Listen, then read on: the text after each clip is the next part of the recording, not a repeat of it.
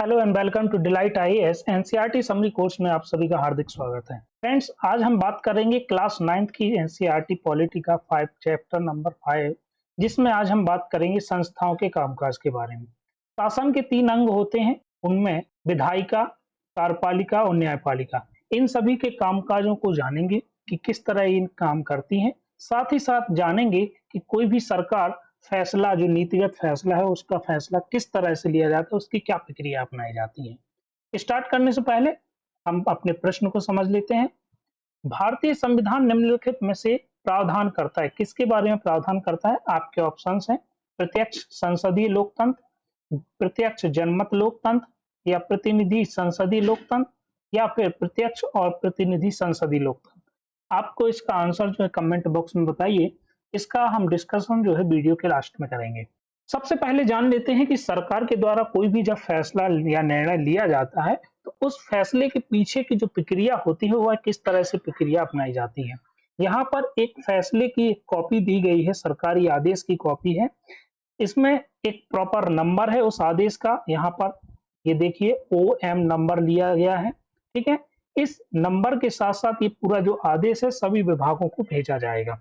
तो ये जो फैसला जो लिया गया है, ये जो आदेश है, ये ओबीसी को 27% आरक्षण के लिए का आदेश है जो सरकार द्वारा लिया गया है। अब ये सरकार जो है इस फैसले तक कैसे पहुंची, इसको हम स्टेप बाय स्टेप समझ लेते हैं।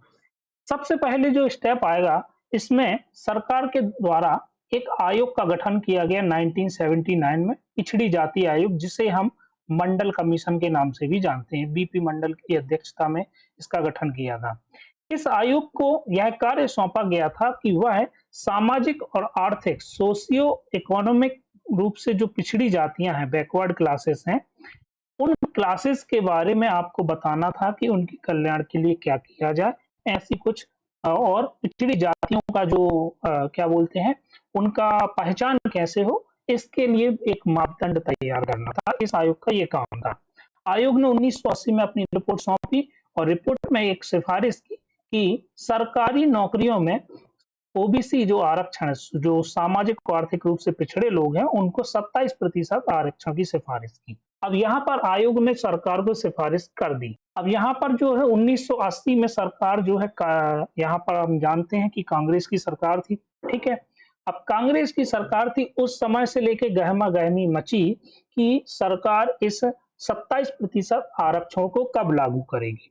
अब यहाँ पर एक बात आती है 1989 के पहले की, कि जनता दल एक पार्टी है, राजनीतिक पार्टी है, उन्होंने यह वादा कर दिया कि इनकी यदि सरकार बनती है तो वह ओबीसी को 27% आरक्षण दे देंगे। तो 89 में जब चुनाव होते हैं तो जनता दल की सरकार को विजय प्राप्त होती है, वह जीत जाती है और जनता दल की सरकार बन जाती है। यहाँ पर जो नेतृत्व करता है वो बीपी सिंह की सरकार यहाँ पर बनती है। बीपी सिंह की सरकार ने सबसे पहला क्या किया, आप सभी को यदि नहीं पता हो तो मैं आपको बता दूं। जब भी कोई सरकार का गठन होता है, नई सरकार बनती है, तो सबसे पहले संसद में दोनों सदनों का संयुक्त बैठक होगी और उस बैठक में राष्ट्रपति का पहली बार अभिभाषण होगा। इस अभिभाषण में राष्ट्रपति जी ने सबसे पहले यहाँ पर सरकार की रूपरेखा रखी कामकाज की, और साथ ही इन्होंने एक सिग्नल दे दिया कि सरकार जो है प्रतिबद्ध है हम 27% आरक्षण के लिए। फिर इसके बाद अभिभाषण के पश्चात क्या हुआ, 1990 में कैबिनेट की बैठक में यह औपचारिक रूप से निर्णय ले लिया गया कि सोशली और इकोनॉमिकली जो बैकवर्ड क्लासेस हैं उनको 27% आरक्षण दिया जाएगा। फिर यहाँ पर एक दिन प्रधानमंत्री, मीन्स अगले दिन ही प्रधानमंत्री जो बीपी सिंह बने हुए थे, उन्होंने अगले दिन ही संसद में इसके लिए सभी को अवगत कराया कि सरकार ने ये फैसला लिया है। और फिर कैबिनेट के फैसले के बारे में, चूंकि यह फैसला कार्मिक और प्रशिक्षण विभाग से जुड़ा हुआ है, तो उस फैसले के बारे में कार्मिक और प्रशिक्षण विभाग को यह फैसले के बारे में बताया जाता है। और फिर यहाँ पर जो ये विभाग है एक विस्तृत जो है आदेश तैयार करता है। आदेश तैयार करने के पश्चात जो यहाँ पर अधिकारी होगा, उसके साइन होने के पश्चात वह आदेश जो है पब्लिक डोमेन में आ जाता है और सभी विभागों को यह भेज दिया जाता है। तो इस तरह से सरकार स्टेप बाय स्टेप कोई नीतिगत फैसला लेना हो तो ये प्रक्रिया अपनाई जाती है। हमने इसको एक उदाहरण से समझा, ठीक है। यहाँ पर सारी बातें क्लियर हुई। अब हम बात करेंगे कि राजनीतिक संस्थाओं की आवश्यकता ही क्यों है। जो हमने बात की कि संसद है या या विधायिका है या फिर कार्यपालिका है या फिर हमारी न्यायपालिका है, इन सब की आवश्यकता है ही क्यों किसी लोकतंत्र में। ठीक है? तो यहाँ पर मैं आपको बता दूँ कि जैसे प्रधानमंत्री और कैबिनेट जैसी जो संस्थाएँ हैं, ये फैसला कैसे करती हैं? नीतिगत फैसले, महत्वपूर्ण नीतिगत फैसले जो भी होंगे वो इनके द्वारा किए जाएँगे। मंत्री द्वारा जो फैसले लिए जाते हैं वह लागू करने की ज़िम्मेदारी होती है एक निकाय के पास, और ये निकाय होते हैं नौकरशाह, जो हम आईएएस और आईपीएस लोग होते हैं, जो सिविल समाज होता है उनकी ये ज़िम्मेदारी होती है। इसके बाद सर्वोच्च न्यायालय एक वह संस्था है जहाँ नागरिक और सरकार के बीच जो भी विवाद होगा, वहाँ पर सुलझाए जाते हैं। लेकिन आपने कभी सोचा है कि इन राजनीतिक संस्थाओं की आवश्यकता आखिरकार है ही क्यों? देखिए, इसको हम एक उदाहरण से समझते हैं। हम संसद की बात समझते हैं। संसद में कि कोई भी जैसे फैसला है, आपस में मिल-जुल कर सभी जो प्रतिनिधि लोग हैं, संसद में मिल बैठकर विचार-विमर्श करके किसी फैसले पर, निष्कर्ष पर पहुँचते हैं। ठीक है? अब यहाँ पर क्या हो सकता है, यदि संसद अपनी समितियों के माध्यम से कामकाज नहीं करेगी और जल्दबाजी में फैसला करेगी, तो हो सकता है कि उसकी जल्दबाजी में किए गए फैसले जनता के हित में ना हो। या फिर कई बार ये भी होता है कि संसद द्वारा जो समितियों के माध्यम से और कई बैठकों के माध्यम से जो फैसले लिए जाते हैं, इनमें कई बार लेट लतीफी भी होती है। तो ये लेट लतीफी होना अच्छा है, बजाय इसके कि सरकार के द्वारा ऐसा कोई फैसला ले लिया जाए जिससे एक जनता का बहुत बड़ा वर्ग जो है इसके कल्याण के आड़े आ जाए। तो इसलिए राजनीतिक संस्थाओं की जो है आवश्यकता बहुत ही ज्यादा हमारे लोकतंत्र में दिखाई देती है। ये बात यहाँ तक क्लियर होती है। अब हम बात करेंगे संसद के बारे में। तो भारत की संसद के बारे में यदि देखूं, तो संसद में 3 लोग होते हैं, 2 सदन हैं। एक तो है लोकसभा, दूसरा है राज्यसभा और तीसरा होता है प्रेसिडेंट। ये तीनों मिलके हमारी संसद का निर्माण करते हैं। प्रेसिडेंट संसद का भाग इसीलिए माना जाता है क्योंकि कोई भी कानून विधायिका द्वारा तभी माना जाएगा, बनाया लागू किया जा सकता है, कंप्लीट रूप से तभी माना जाएगा जब वह दोनों सदनों से पास होना चाहिए और राष्ट्रपति पर उसके हस्ताक्षर होने चाहिए। तो कोई भी विधेयक, कानून तभी बन पाएगा जब राष्ट्रपति के उस पर हस्ताक्षर हो। इसीलिए प्रेसिडेंट जो हमारा होता है वह भी हमारी संसद का भाग होता है। राज्यसभा के बारे में कहा जाता है इसे अपर हाउस, और लोकसभा को कहा जाता है लोअर हाउस। ठीक है? लोकसभा को हाउस ऑफ पीपल भी बोलते हैं और राज्यसभा को हाउस ऑफ रिप्रेजेंटेटिव बोलते हैं। लोकसभा में जो चुनकर प्रतिनिधि आते हैं वह डायरेक्टली जनता द्वारा चुने हुए प्रतिनिधि होते हैं, और वहीं राज्यसभा में जो प्रतिनिधि होते हैं वह राज्यों के विधायक जो होते हैं, जो विधानसभा के प्रतिनिधि होते हैं, उनके द्वारा चुने हुए प्रतिनिधि यहाँ पर राज्यसभा में होते हैं। ये बात यहाँ तक क्लियर होती है। अब यहाँ से हम आगे बढ़ते हैं राज्यसभा और लोकसभा के बारे में जानने के लिए। हमें संसद, इससे पहले हम समझ लें कि हमें संसद की आवश्यकता क्यों है। क्योंकि हम सभी जानते हैं कि जो भारत में हमारा लोकतंत्र है, और लोकतंत्र में जनता क्या करती है, अपने वोट के माध्यम से प्रतिनिधियों का चुनाव करती है, और यही प्रतिनिधि क्या करते हैं, जनता की ओर से कई राजनीतिक अधिकारों का प्रयोग करते हैं। कानून बनाने, पुराने कानून में संशोधन करने, उन्हें समाप्त करने का भी काम भी संसद के द्वारा किया जाता है। कार्यपालिका पर नियंत्रण रखने का भी काम संसद के द्वारा किया जा सकता है। जैसे यदि कोई बजट या कोई खर्चा करना है, पैसों का खर्चा करना है, तो कार्यपालिका उस पैसे का खर्च तभी कर सकती है जब संसद द्वारा उसे बहुमत के माध्यम से यह अनुमति दे दी गई हो कि सरकार जो है, कार्यपालिका जो है, उस कानून के माध्यम से कुछ पैसा वहां से खर्च कर सकती है। मीन्स सीधा सा कहने का मतलब है कि सरकार के खर्चों पर नियंत्रण रखने का काम भी संसद का काम होता है। ठीक है? साथ ही साथ हम कह सकते हैं कि किसी भी विषय पर चर्चा और बहस करने की जो सर्वोच्च संस्था है वह हमारी संसद ही है। तो इन तमाम तरह की जो महत्वपूर्ण जिम्मेदारियां हैं, जो कि संसद द्वारा ही निभाई जा सकती हैं, इसीलिए संसद की आवश्यकता हमारे लोकतंत्र में बहुत ही जरूरी है। लोकसभा और राज्यसभा के बारे में मैंने इसको आपको पहले ही बता दिया। लोकसभा और राज्यसभा और प्रेसिडेंट क्या होते हैं, हमारी संसद के ही भाग होते हैं। अब हम थोड़ा सा तुलना करेंगे लोकसभा और राज्यसभा की शक्तियों के बारे में। थोड़ा सा ऊपरी ओवरव्यू ले लेंगे यहाँ पर। जैसे लोकसभा और राज्यसभा दोनों सदनों से कोई भी विधेयक पारित होना जरूरी है, तभी वह जाके राष्ट्रपति के हस्ताक्षर उस पर हो सकते हैं। लेकिन सपोज दैट आपके मन में यह प्रश्न आना चाहिए कि हो सकता है कि किसी विषय पर या किसी संशोधन पर लोकसभा और राज्यसभा के बीच में विवाद हो जाए या उनमें आपसी सहमति नहीं बनती है। तो जब विवाद की स्थिति बनती है तो दोनों का बीच एक संयुक्त अधिवेशन कराया जा सकता है और संयुक्त अधिवेशन में दोनों सदनों के सदस्य होंगे और आप सभी को पता है कि लोकसभा में 543 सदस्य हैं और राज्यसभा में लगभग 245 सदस्य हैं। तो चूंकि लोकसभा के सदस्यों की संख्या यहाँ पर डोमिनेट कर रही है, ज्यादा है, इसीलिए यहाँ पर लोकसभा के जो विचार होंगे वही उनके जीतने की संभावना है, उनको प्राथमिकता मिलने की संभावना ज्यादा है। साथ ही साथ यहाँ पर एक बात और बता दूं मैं कि जब भी संयुक्त अधिवेशन होगा तो लोकसभा का जो अध्यक्ष होता है वह संयुक्त अधिवेशन की अध्यक्षता करता है। ठीक है।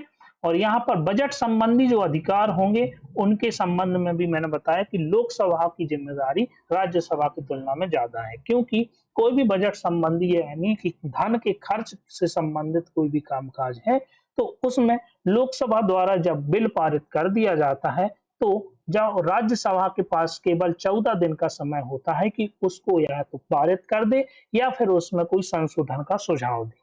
लेकिन लोकसभा के लिए यह जरूरी नहीं है कि वह राज्यसभा द्वारा सुझाए गए जो संशोधन है वित्त विधेयक के लिए या धन विधेयक के लिए उसको मानने के लिए लोकसभा बाध्य नहीं है। ठीक है।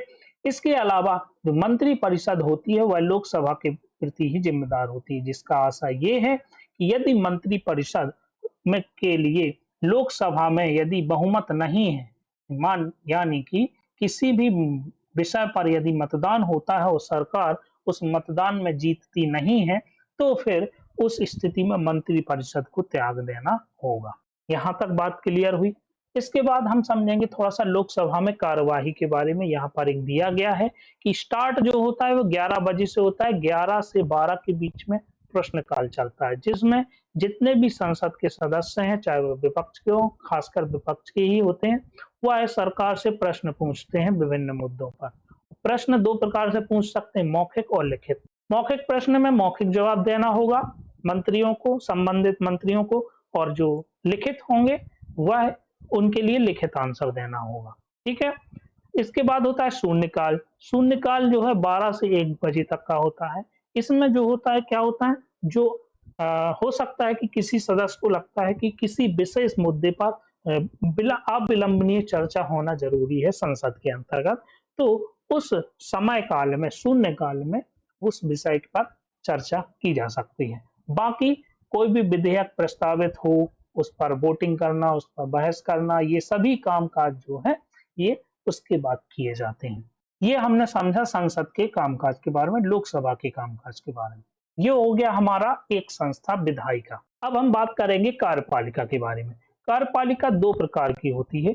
एक तो होती है राजनीतिक कार्यपालिका, जिसे हम कहते हैं जो हम सांसद चुनते हैं, जो हमारे प्रतिनिधि होते हैं, जो कि हमारे यहाँ पर मंत्री भी बन सकते हैं या फिर प्रधानमंत्री भी बन सकते हैं। तो इन सांसदों को क्या बोलेंगे हम, राजनीतिक कार्यपालिका। और एक कार्यपालिका होती है स्थायी कार्यपालिका, जिसे हम कहते हैं आईएएस और आईपीएस लोग जो होते हैं उनको बोलेंगे स्थायी कार्यपालिका। क्योंकि ये क्या करते हैं, जो भी राजनीतिक कार्यपालिका द्वारा निर्णय लिए गए, जो फैसले लिए गए, उन निर्णयों को लागू करवाने का काम क्या है, स्थायी कार्यपालिका का ही होता है। ठीक है।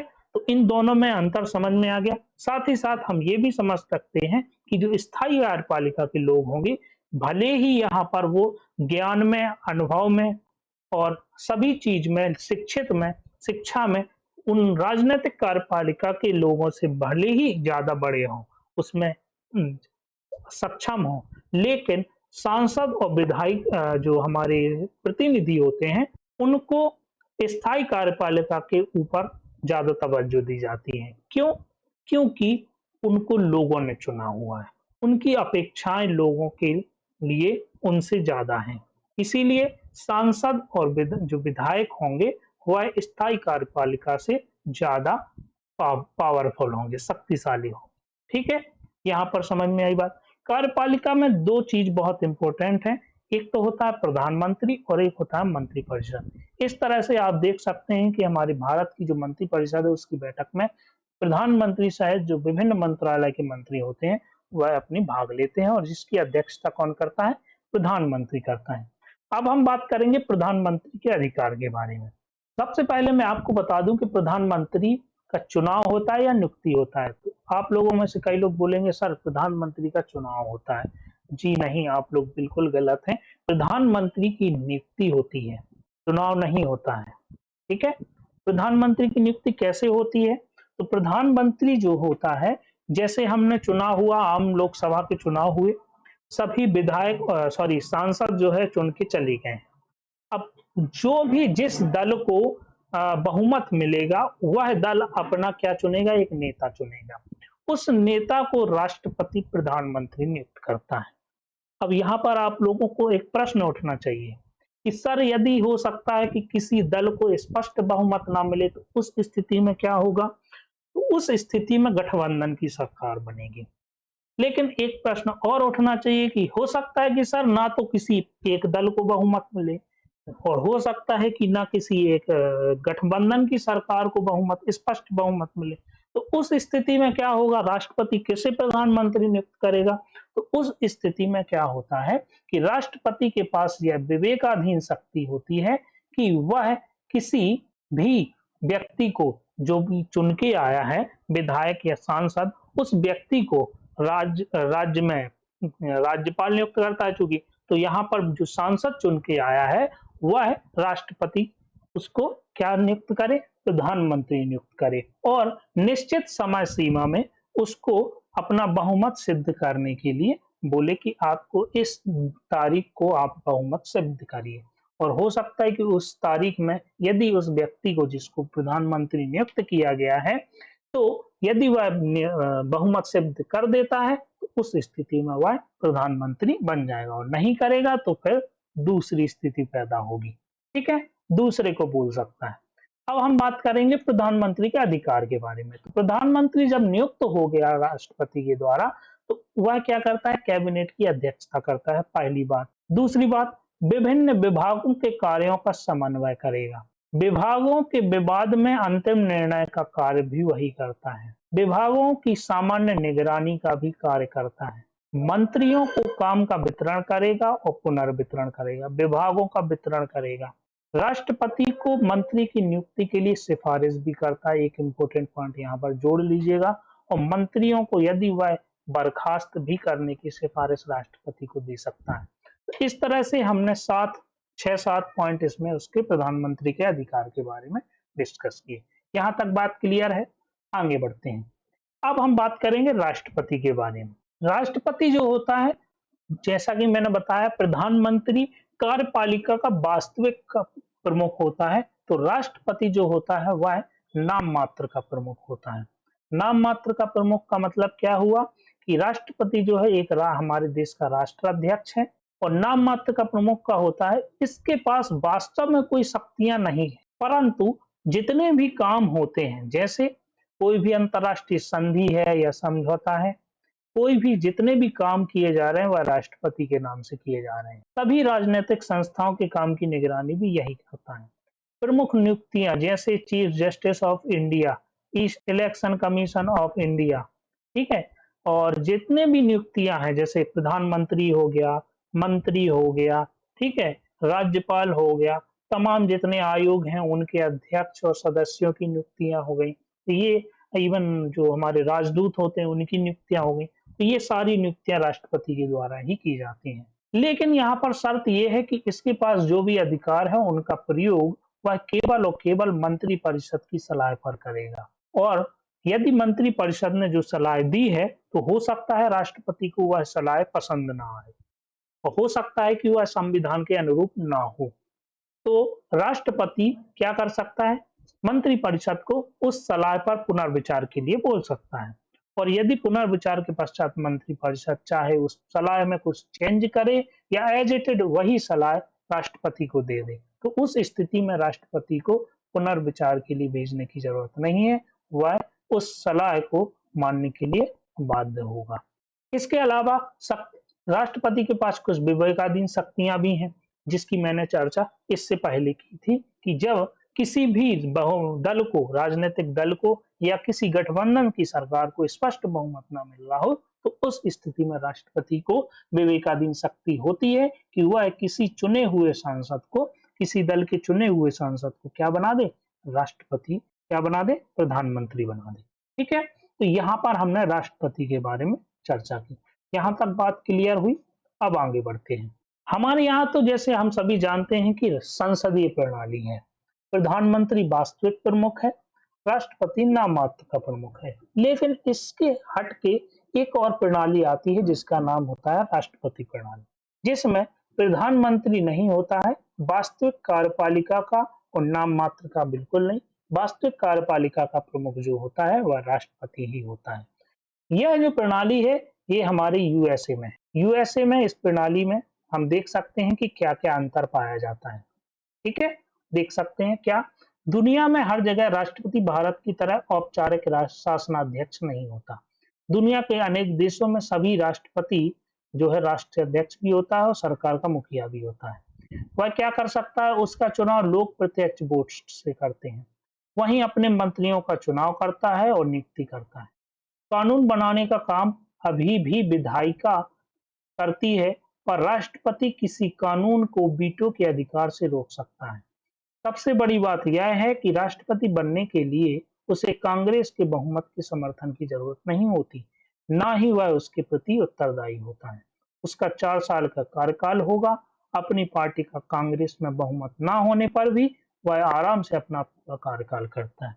तो आप देख सकते हैं, एक तो वह संसद के प्रति जिम्मेदार नहीं है, संसद में बहुमत सिद्ध करने की जरूरत नहीं है। कानून भली विधायिका का बनाए, ठीक है ना, लेकिन कानून यदि बना रही है तो वह वीटो की शक्ति के माध्यम से किसी भी कानून को क्या कर सकती है, रोक सकती है। जनता द्वारा चुना हुआ प्रत्यक्ष वोट से वह उसके चुनाव होता है। 4 साल का कार्यकाल होता है। कांग्रेस मीन्स अमेरिका में कांग्रेस विधायिका को कांग्रेस कहा जाता है। तो कांग्रेस में यदि बहुमत नहीं भी है तो भी राष्ट्रपति अपना पूरा कार्यकाल कर सकता है। तो इस तरह से ब्रिटेन में हमारी संसदीय प्रणाली और अमेरिका में राष्ट्रपति प्रणाली है। दोनों में यह स्पष्ट अंतर हमने इसको समझने का प्रयास किया। अब हम बात करेंगे शासन का तीसरा अंग जो कि है न्यायपालिका। न्यायपालिका हम जानते हैं कि भारत में 3 स्तर पर है। सबसे ऊपर है अपेक्स कोर्ट सुप्रीम कोर्ट, फिर हाई कोर्ट है राज्यों में, फिर जिला में जिला एवं सत्र न्यायालय डिस्ट्रिक्ट कोर्ट। विभिन्न प्रकार के जितने भी न्यायाधीश हैं उनकी नियुक्ति राष्ट्रपति करता है। सुप्रीम कोर्ट में और हाई कोर्ट के न्यायाधीशों की बात कर रहा हूं मैं। लेकिन यदि हटाना हो तो विशेष प्रक्रिया है, 2/3 बहुमत जरूरी है, जो कि आसान नहीं है। अभी तक के इतिहास में 75 सालों के इतिहास में किसी भी न्यायाधीश को अपने पद से नहीं हटाया गया है। ये अपने आप में गर्व की बात है। कार्य की बात करें तो न्यायपालिका किसी भी विवाद को निपटाना हो, जैसे जनता जनता के बीच में हो, केंद्र और राज्य के बीच में हो, राज्य राज्य के बीच में हो, या फिर जनता या राज्य के बीच में हो, किसी भी प्रकार का विवाद हो उसको निपटाने का काम करेगी न्यायपालिका। साथ ही हमारे संविधान में मौलिक अधिकार दिए गए हैं, उनका रक्षा करना, संविधान की व्याख्या करना, या फिर सरकार ने ऐसा कोई कानून बना दिया है कि जो संविधान के अनुरूप नहीं है, उस स्थिति में न्यायिक समीक्षा करना भी हमारी न्यायपालिका का काम है। एक हमारी न्यायपालिका का एकीकृत न्यायपालिका होना ये अपने आप में बड़ी विशेषता है, जिसका आशय है कि सुप्रीम कोर्ट हो या फिर हाई कोर्ट हो, वह केंद्रीय कानून या फिर राज्य कानून दोनों के लिए सुनवाई कर सकता है, दोनों को लागू करवा सकता है। इसके साथ साथ न्यायपालिका अपने कर्तव्यों के निर्वहन में बेहतर तरीके से काम कर सके, इसके लिए स्वतंत्र और निष्पक्ष न्यायपालिका का होना भी ये हमारे संविधान की विशेषता है। ठीक है, इसको हम इस तरह से भी समझ सकते हैं कि न्यायपालिका की नियुक्ति में जो कॉलेजियम प्रणाली अपनाई जाती है, जिसमें सुप्रीम कोर्ट के 5 वरिष्ठतम न्यायाधीश, जिसमें चीफ जस्टिस ऑफ इंडिया शामिल होते हैं, उनकी सिफारिश पर ही किसी राष्ट्रपति की नियुक्ति होती है। तो इस तरह से न्यायपालिका अपने आप में स्वतंत्र निकाय है और आर्टिकल 50 भी कहता है कि कार्यपालिका का न्यायपालिका से पृथक्करण होना जरूरी है। तो ये यहाँ तक हमने न्यायपालिका के बारे में समझा और जाना। हमारा यहाँ पर चैप्टर कंप्लीट होता है। अब हम आ जाते हैं अपने प्रश्न पर। प्रश्न मैंने पूछा था कि भारतीय संविधान निम्नलिखित के लिए प्रावधान करता है। निम्नलिखित में से कौन सा प्रावधान भारतीय संविधान में दिखाई देता है? इसका जो आंसर हो जाएगा, सी आंसर हो जाएगा, प्रतिनिधि संसदीय लोकतंत्र। क्योंकि हम सभी जानते हैं कि जनता हमारे यहाँ लोगों को, अपने प्रतिनिधियों को चुनती है, जिसके बिहाफ पर वो जनता के बिहाफ पर संसद में यानी विधायिका में निर्णय करते हैं और फैसले लेते हैं। यहाँ पर मैं बता दूं कि एक डेमोक्रेटिक पॉलिटी में जो है प्रियम्बल में पॉपुलर सॉवरेनिटी मीन्स संप्रभुता, ठीक है, और सुप्रीम पावर जो है संविधान में लोगों के द्वारा दी गई है। लोकतंत्र में दो टाइप का होता है, डायरेक्ट और इनडायरेक्ट। डायरेक्ट लोकतंत्र की बात होती है जिसमें सुप्रीम पावर डायरेक्टली लोगों के द्वारा उपयोग की जाती है, जैसे कि स्विट्जरलैंड में। कैसे? 4 तरीके हैं उसके, रेफरेंडम, इनिशिएटिव, रिकॉल या प्लेबिसाइड। रिकॉल आपको याद हो रहा हो तो मैं आपको बता दूं कि जो पंचायत स्तर पर किसी भी जो हम चुनते हैं सरपंच को या पंच को, या स्थानीय निकायों में जो हम पार्षद चुनते हैं, उनको चुनने के बाद भी यदि वो लोगों को पसंद नहीं आते हैं तो उन्हें वापस से उनके पद से हटा देना, ये होता है रिकॉल। ठीक है, इसके बारे में हम थोड़ा सा डिटेल में आगे पढ़ेंगे जब हम इसको लॉन्च करेंगे। हमारा जो फाउंडेशन कोर्स है उसमें हम इनको अच्छे से बात करेंगे डिटेल में। बाकी जो इनडायरेक्ट लोकतंत्र है वह हमारे यहाँ जैसे रिप्रेजेंटेशन में इलेक्ट होते हैं, जो वह पीपल के द्वारा, जो जनता के द्वारा इलेक्ट होते हैं और हमारी सरकार का निर्माण करते हैं और कानून को निर्माण करते हैं। इस प्रकार के जो लोकतंत्र होता है इसे हम प्रतिनिधि लोकतंत्र कहते हैं। भारतीय संविधान में जो प्रतिनिधि पार्लियामेंट्री संसदीय लोकतंत्र को अपनाया गया है। ठीक है, यहाँ पर हमारा जो है लेक्चर यहाँ पर समाप्त होता है। यदि आप लोगों को इस लेक्चर की पीडीएफ चाहिए तो आप लोग डिलाइट आईएएस के टेलीग्राम चैनल को ज्वाइन कीजिए, और यदि हमारे वीडियो आपको पसंद आ रहे हैं तो डिलाइट आईएएस के यूट्यूब चैनल को सब्सक्राइब कीजिए, वीडियो को लाइक और शेयर भी कीजिए। आज के लिए इतना ही है। Thank you very much.